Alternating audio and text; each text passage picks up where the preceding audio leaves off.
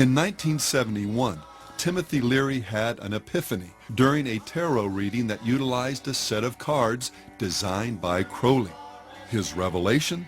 That he was Crowley reborn and was to complete the work Crowley began, preparing humanity for cosmic consciousness. Leary acknowledged this powerful connection with the great beast in a letter to Wilson, observing that the coincidences, synchronicities between my life and his are embarrassing. From this connection flowed frequent references to Crowley, his philosophy, and their common destinies in Leary's writings and speech. Well, I've been an admirer of Aleister Crowley. I think that I'm carrying on much of the work that he started over 100 years ago, and I think the 60s themselves. You know, Crowley said he was in favor of finding your own self and do what thou wilt shall be the whole of the law under love. It was a very powerful statement. I'm sorry he isn't around now to appreciate the glories that he started. The phrase, do what thou wilt, was taken from the Book of the Law, Crowley's most renowned work and one whose composition is worth understanding in the context of our study. While visiting Egypt in 1904, Crowley's first wife, Rose, began going into spontaneous trances, muttering things like, "They are waiting for you," and "He who was waiting was Horus." Intrigued, Crowley and Rose went to visit the Cairo Museum. From a distance, she spied a glass case and exclaimed, there he is." Upon inspection, the case did contain an image of Horus painted on a wooden stele. But what particularly stunned Crowley was its exhibit number, 666, his number, the number of the beast. Convinced now that something supernatural was happening, Crowley went back to his hotel and performed a ritual, summoning this higher power. Over 3 successive days, beginning on April 8th, the book was channeled through Crowley while in a trance. And the content of this revelation? "I am the snake that giveth knowledge," the Spirit said. "To worship me take wine and strange drugs, whereof I will tell my prophet."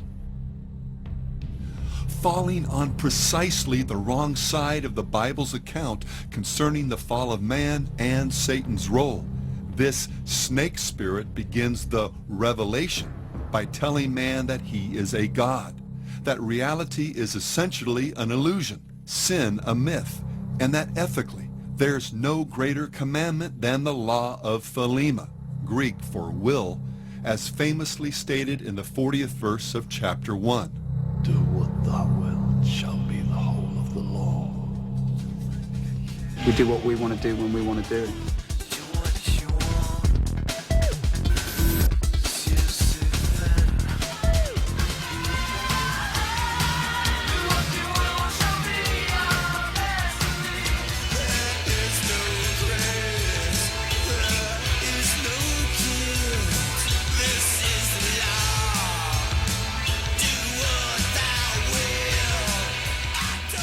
Well, today that same law has been written, spoken, or sung about by more contemporary artists than even Robert Anton Wilson would have imagined. John Lennon, Jim Morrison, the Black Crowes' Chris Robinson, and Marilyn Manson have all trotted it out in one form or another as words to live by. Harry Smith inserted it into the original handbook that came with his renowned Anthology of American Folk Music. It shows up in songs by Mudvayne,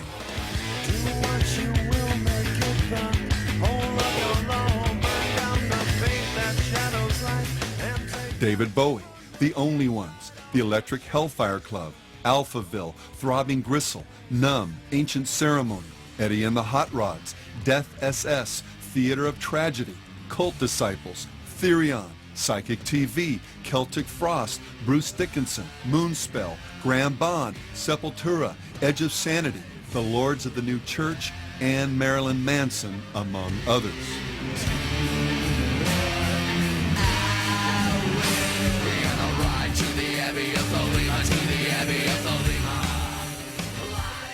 The band 311 not only uses Crowley's Law as a lyric,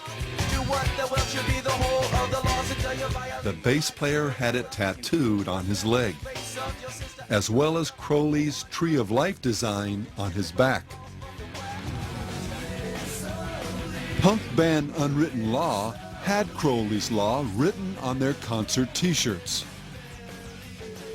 I'm closer to the golden dawn, immersed in Crowley's uniform of imagery.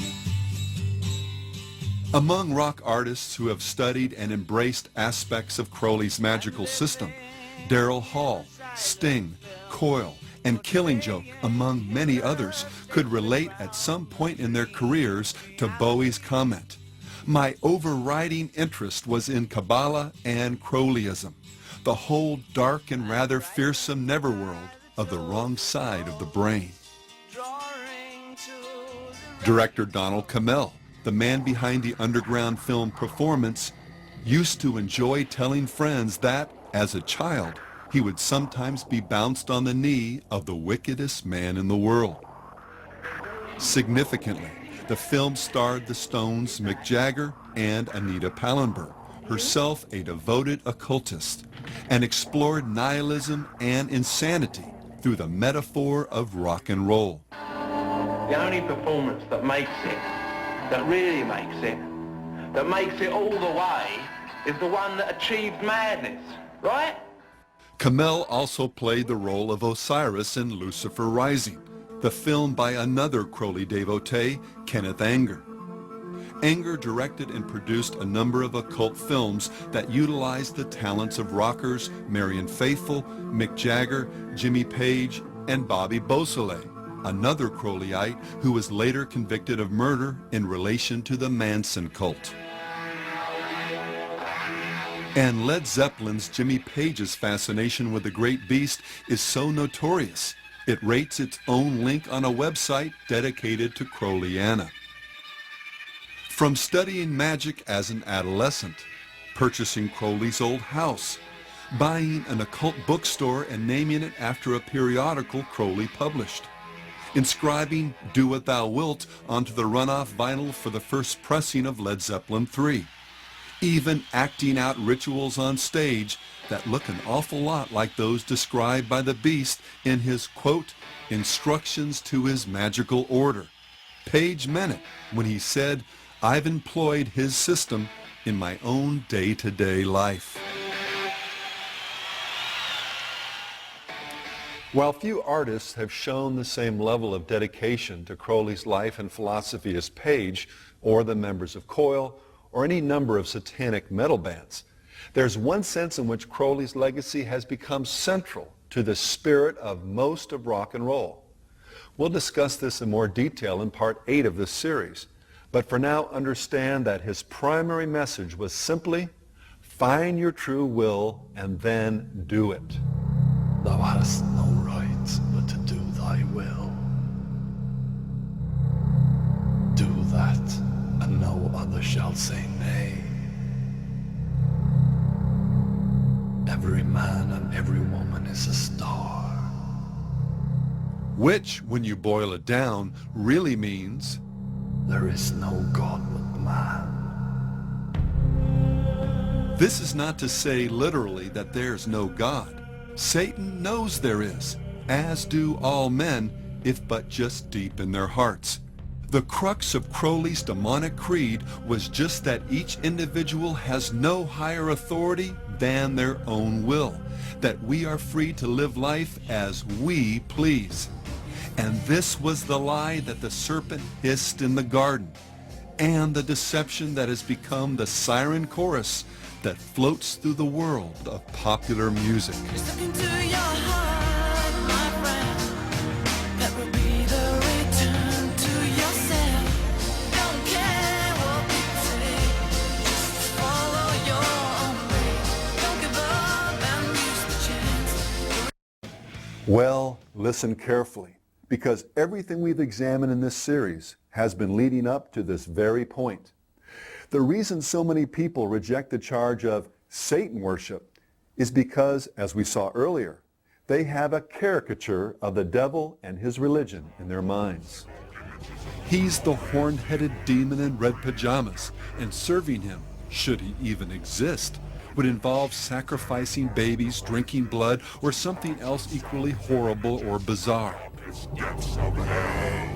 In reality, though, following Satan is far more mundane and universal than most people realize or would care to admit.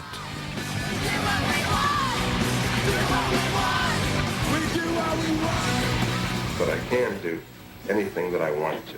I can pursue any kind of lustful desires that I might feel. I can engage in any activities that are so-called sinful activities and not really worry about any ecumenical councils making it right for me to do these things. Living for, as I've said, all of the earthly and carnal pleasures. A satanic world is a world reborn in purity, a world where the instinct and the intellect will be complementary to one another rather than being at odds with one another. It will be a world in which we follow laws of nature instead of just the rules that man's made up to regulate his conduct. All right, we got one rule. There are no rules. Have a good time. Do what we want. If a Christian said to you, you were just really worshiping yourself, what would you say? In a sense, they would be right. It is a form of self-worship. We feel that there is no reason why these people shouldn't just flip the coin completely over and simply call themselves what religion has called them for many, many years. Call them devil worshippers, or disciples of evil, or Satanists. Of course, it's very hard for a person to hang an uncomplimentary label on themselves. And for this reason, for many years, there will be people practicing Satanism as good Christians or other religions. And they will instinctively pursue the very same things that we are, as they always have. As we've already seen, Satan is an invisible spirit and a master of disguise. His ability to pass himself off as an angel of light can fool the rebellious and the spiritually naive into thinking that black is white, truth a lie, and even that God himself is the one telling them these things. And as for following the devil, many that espouse an openly satanic worldview can tell you that it's nothing like the Hollywood caricature. And that's precisely what makes it so disturbing, as the occult magazine Gnosis acknowledged. If there's anything horrifying in its teachings, it's that these are the principles by which most people live most of the time, usually without admitting it even to themselves. And just what is this core principle by which most people live? Well, in a nutshell, do what you want.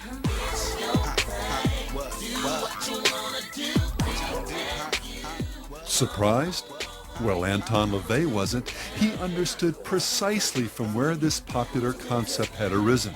And he must, as a Satanist, knowing this, realizing what his human potential is, eventually, and here is one of the essential points of Satanism, attain his own Godhead in accordance with his own potential. Therefore, each man, each woman is a god or goddess in Satanism. Big Pimpin' really, man, is living life to your fullest potential. I mean, like, whatever you want to do, when you want to do it, you do it, but in the grandest way possible, you know? And for a god or goddess, what's the ultimate standard for ethics, meaning, purpose, and destiny? You've got it. Whatever you feel is right. My heart is the ruler of all my being. If my heart tells me it's true, that's good enough for me. The answers to your problems are in yourself and not in a god or religion.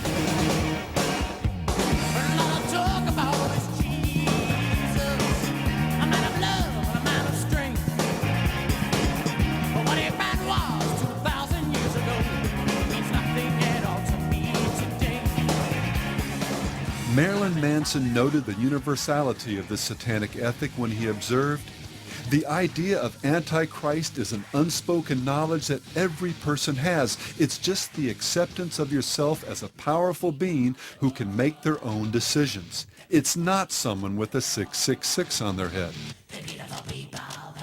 And Satanism is about worshiping yourself because you are responsible for your own good and evil. What would you define being a Satanist as? Worship of themselves. You're worshiping yourself when you worship Satan. Aleister Crowley stated it this way in his infamous Book of the Law: every man and every woman is a star or a god. And as we saw earlier, do what thou wilt shall be the whole of the law. I'm basically a free thinker. Whatever anybody wants to do, they can do whatever they want as long as it doesn't hurt other people. I live by myself, you know, I live by my own values and all that, morals. I set my own ways. How do you determine what those morals and values are? Well, I don't know, I just do what's right for myself. By declaring that each person should walk in their own light, discover and then do their true will, LaVey, Manson, and Crowley, along with Nietzsche and others, have simply been echoing the father of all lies, the one that goes back to the very dawn of human history. Then the serpent said to the woman, God knows that in the day you eat of it, your eyes will be open and you will be like God, knowing good and evil. Satanism, then, in its essence, is simply each person looking through his or her own eyes for meaning and direction. As our own god or goddess, we're free to do as we will. Theologically, this worldview can be reduced to a single precept found in the 4th chapter of the Book of Satan. Say unto thine own heart, I am mine own Redeemer. Or, to put it in more common terms, the, quote, triumphant strains, end quote, of a song that LaVey and his disciples viewed as one of the most satanic of the 20th century. I did it my way. For what is a man? What has he got? If not himself, then he has not. You say the words he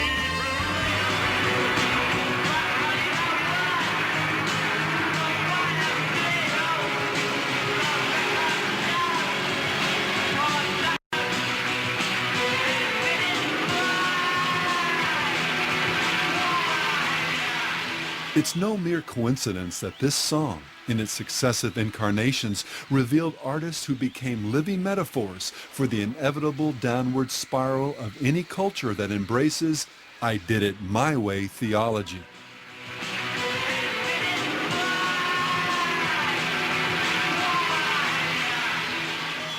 I did it my way, indeed. Of course, not every follower of the satanic law ends up dying, as did Elvis and Sid, of a drug overdose. Hell does have its trophies on this side of the grave. But the ultimate expression of sin's wages for everyone who, quote, does it their way, and that includes some of the most talented and beautiful among us, is a grace-forsaken darkness that waits just on the other side of death. And while Elvis and Sid may represent the figurative alpha and omega of the rock milieu, this my way ethic has expressed itself in so many ways by so many different performers. And I want to do it my way, to sound like Frank Sinatra. And in so many songs, interviews, and concert performances, one could easily argue that Do What Thou Wilt defines the very soul of rock and roll.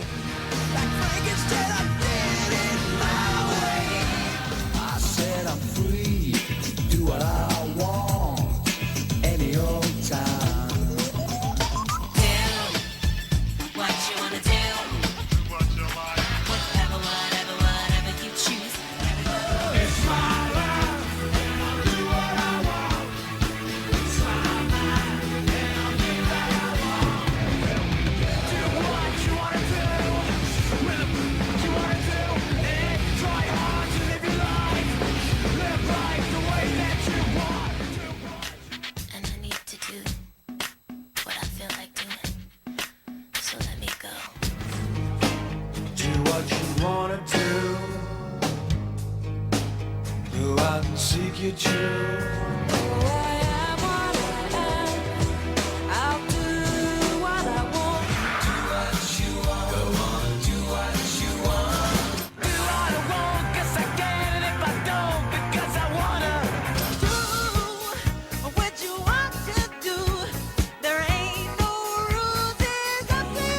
Once a kid can click this switch in his head and say, I can do what I want to do, I'm here on this earth, there are laws, but I'm going to handle it my way, he gains identity. The bitch with a flashlight. Do anything you want to do. Do what you want. Do it, boy. Do what you want to do. You can do what you want. Do what you want to. Do what you want to do. Do what you must. Do what you can. Do what thou wilt often resonates in the words of the popular mantra, do your own thing. And the thing is, whatever is good for you is the best for you, you know. It's a simple thing, but people don't understand that. Doing your own thing means doing your own thing, not doing exactly what everybody else is doing, but doing what suits you. Let me hear you say it's not thing. It's a thing. I do what I want to do.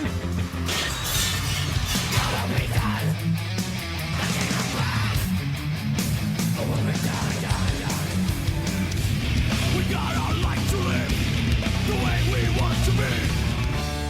Just be yourself. Just be yourself.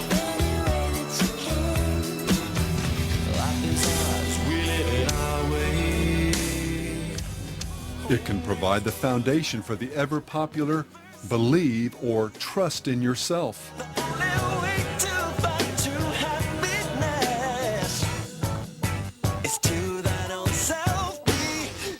To yourself, you got it. You just got to believe in yourself.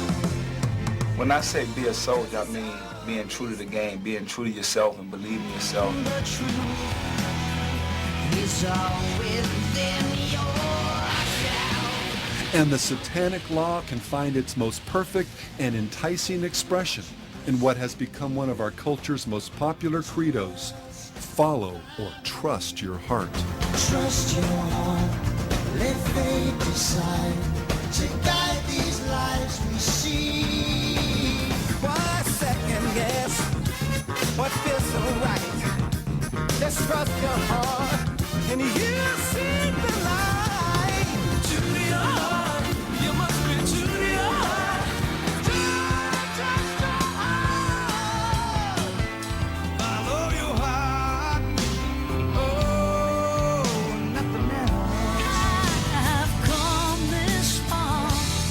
The truth of the heart. Soul and world can fall apart. You'll be okay. Follow your heart. Let your heart lead your man.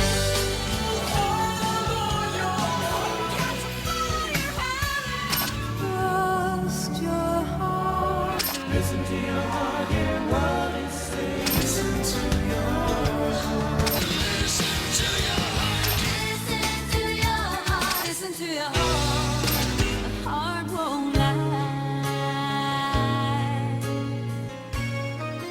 To remind us to From always acceptance do ourselves, speeches to follow our heart, to Broadway musicals, Follow my heart. But to where?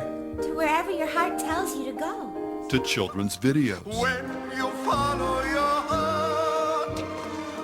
This flake of feel-good wisdom has become the great law, the only politically correct commandment for a culture wherein truth is relative, Truth is whatever you believe is right. man is good, and God is whatever you want him, her, or it to be. Truth is, there are no absolute truths. I mean, even God doesn't work that way. But think for just a moment. Aren't most or even all the things that people say and do determined ultimately by the desires of their hearts? We're bored with the concept of right and wrong. Without some absolute standard of right and wrong, what's to keep a cute children's song Listen to your heart, girl. Listen to your heart. from becoming the score for man's descent into lust, murder, and anarchy? When there's people in your life trying to tell you what is right, what do you do? Listen to your heart.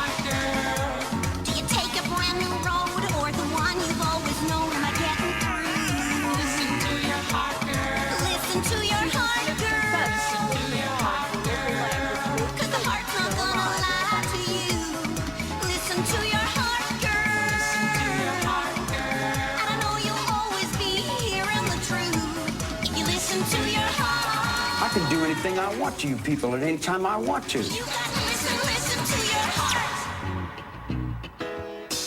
As we saw earlier in this series, the reason this do what you want, it's your thing, follow your heart theology is wrong, and ultimately even satanic, is because our hearts and minds have been profoundly deranged by the effects of sin. The heart of man is deceitful above all things and desperately wicked. Who can know it? Every way of a man is right in his own eyes. There's a way that seems right to a man, but its end is the way of death. Trust in the Lord with all your heart and lean not to your own understanding. And perhaps most direct of all, he who trusts in his own heart is a fool. From mankind's fall from grace to virtually every evil ideology that has blighted this travailing planet, ignoring our Creator's commands and doing instead what seems right in our own eyes and hearts has been the fountain from which sin and its wages have flowed.